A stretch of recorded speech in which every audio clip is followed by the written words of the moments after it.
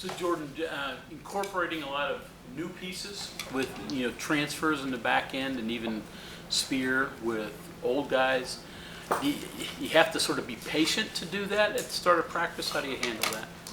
Oh yeah, you gotta be patient, but you gotta be smart with what you're asking them to do, how you're asking them to do it. Do things throughout the summer to kind of get a starting point, and then move as they move. To figure out really what you are, and so that's kind of what we're in the process of. But I mean, I've said this since February. The pieces that are there, we really like. What do you see out of the new pieces?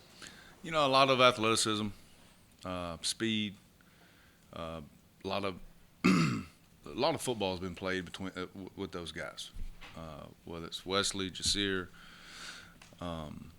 Rashad, a lot of Mike. Even there's a lot of experience in some places where we needed it. So that's probably the biggest thing. Those FCS guys you got come from good programs, winning programs. Did that play any role in bringing them in, or was it just basically this is what we need, the athleticism, all that stuff fit? No, it played a big role. Okay. That's experience is one thing. What you're accustomed to, culture-wise, is one thing, and so it definitely plays in our evaluation of those guys, and that's really important. Those guys are making, most of your FCS guys are making that move for a reason, and that reason, majority of the time, is to prove something in the twilight of their college careers that hey, they could compete against a higher level of competition. So when you go through that process, being a part of programs that traditionally have done what the programs those guys you mentioned are from, then yes, it does matter. I was talking to Steele on the phone earlier this summer, and he said from the coaches he's talked to that they view the FCS transfer as almost like gold. In some ways, more valuable than the Power 5 guys because of not having wanting to prove themselves and not having some that kind of thing. You see it that way, maybe? Yeah, I do. I mean, they not 100%. Right. Not that a lot of guys that go from FBS to FBS or Power 5 to Power 5 aren't hungry. A lot of them are, but those guys tend to be very, very hungry and eager to prove.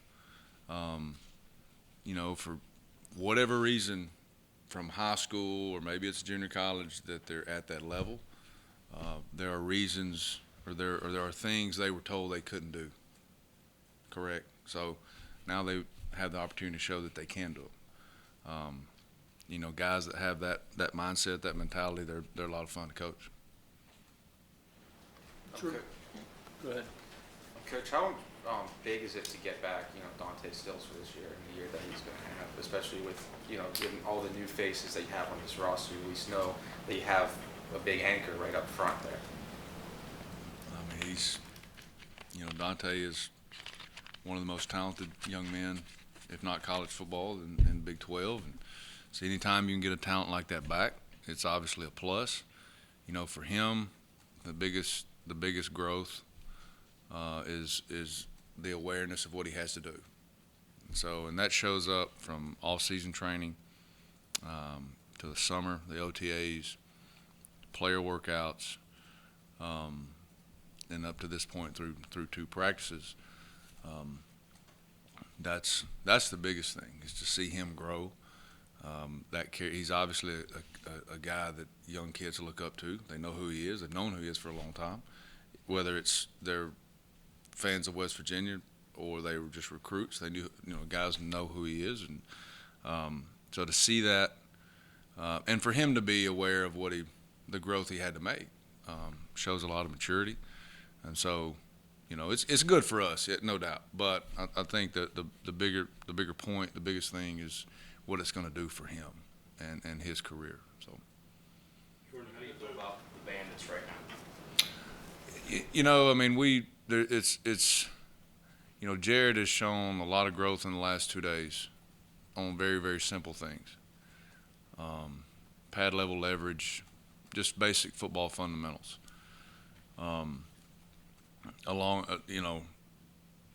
so has Linnell, but Jared really stood out on a couple things yesterday. If I look at it, just, Jared is kind of the utility guy. We can use him in a lot of different places. Linnell is probably more of a pass rusher. Eric Burton, young player, I think has put on maybe 11 pounds this offseason. So he's going to get there. He's not there yet, but he's going to get there. And then we're moving, a couple of pieces back and forth. Tor Simmons is a guy that gives us a little more size and strength over there when we need it. But they've shown a lot. They've had a great summer. A lot of promise. A lot of not only learning the scheme, but how they can use the scheme for their benefit on certain things, which is what we were always able to do with a couple all-conference players years ago. Those guys could, once they figured it out, and I think both those guys are really starting to do that this summer.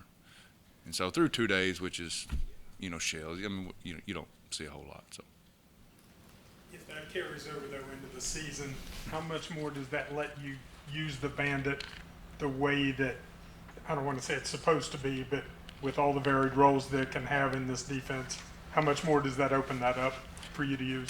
Well, at its base, it's 3-4 outside back, and until they master, until we feel good about the things that position does, really probably won't do a whole lot with it.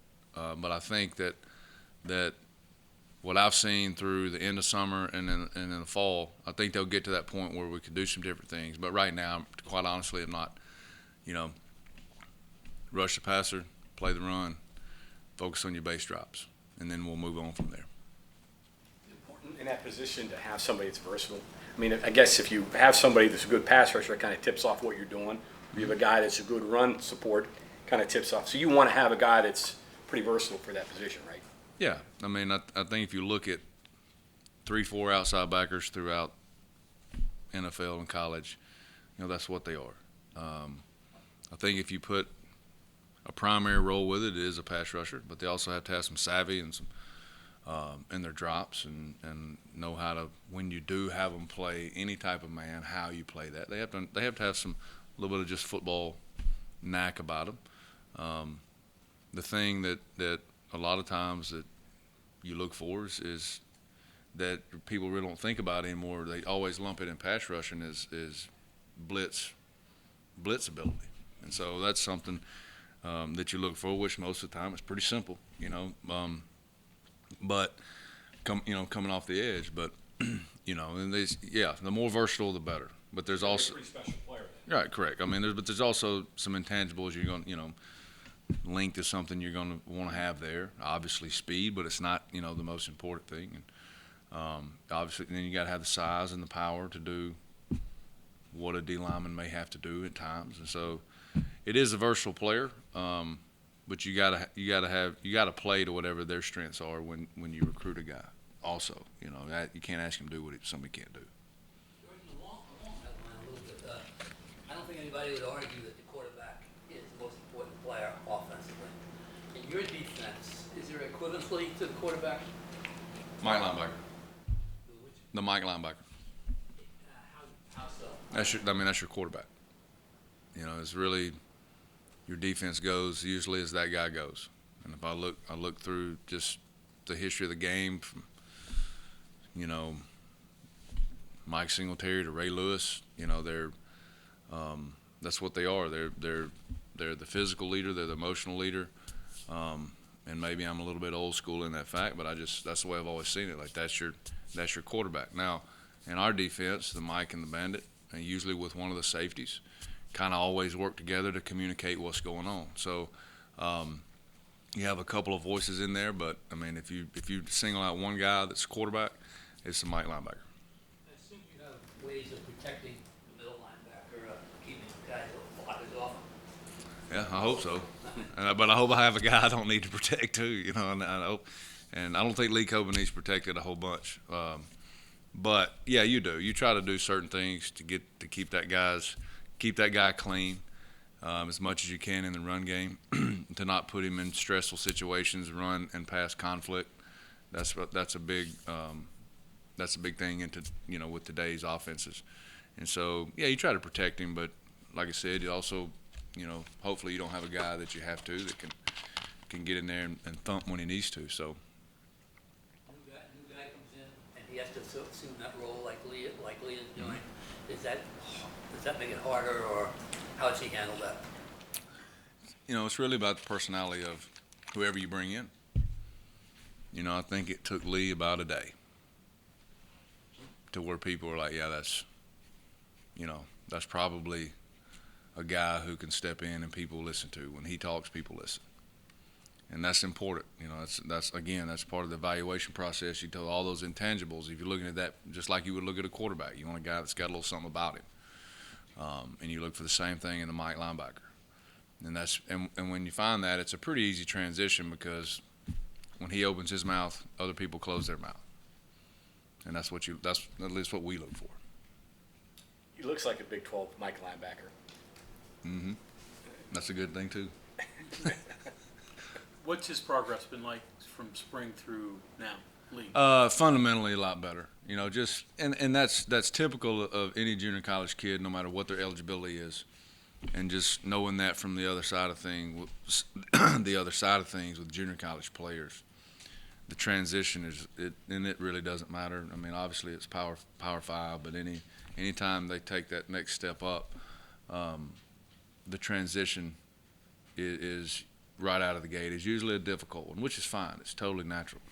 But the biggest transition is the little bitty fundamental things that each position has to do: offense, defense, and special teams. Right. So that was probably the biggest struggle in the spring with him, and through the summer has made tremendous strides with his fundamental game, his footwork, his hand placement, his pad level, just little bitty things.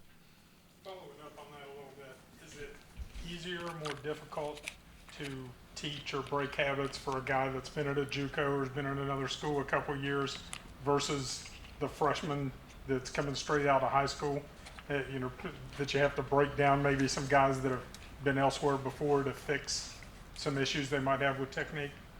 Yeah, I mean, I think the things, you always see the things, or you're trying to find the things that you can fix in an evaluation process. What I mean by that is, if I look at Lee's evaluation, and he's a kid that plays hard, is extremely passionate, and extremely plays fast, plays physical, right? And those are about 3 or 4 things. Quite honestly, it's hard to change if they don't do them, right? The rest of it, and coachability, I guess, be the next thing. But if they are that, then it's pretty easy to get into. And hey, your drops, it's pretty easy to change those habits. There's certain ones that aren't, in which you just try to avoid that on the front end. It's hard to change a guy that won't play hard. At least that's my opinion. So hopefully you don't have to break those habits just by the guy that you're going after. But obviously not the case with Lee. But those habits, just depending on how long they've been at one spot, how long they've had the same coach, the level of their program, somewhat depends on and the success of it. Because obviously when programs are successful, there's a reason they're successful. They have certain habits, right? So those may be a little harder to break. And quite honestly, if they work for them, you may allow some of those allow them to keep them if it fits within what you're trying to do, which is totally fine. So, the things you look at, like I said, that you don't want to have to break, probably not bringing that guy in.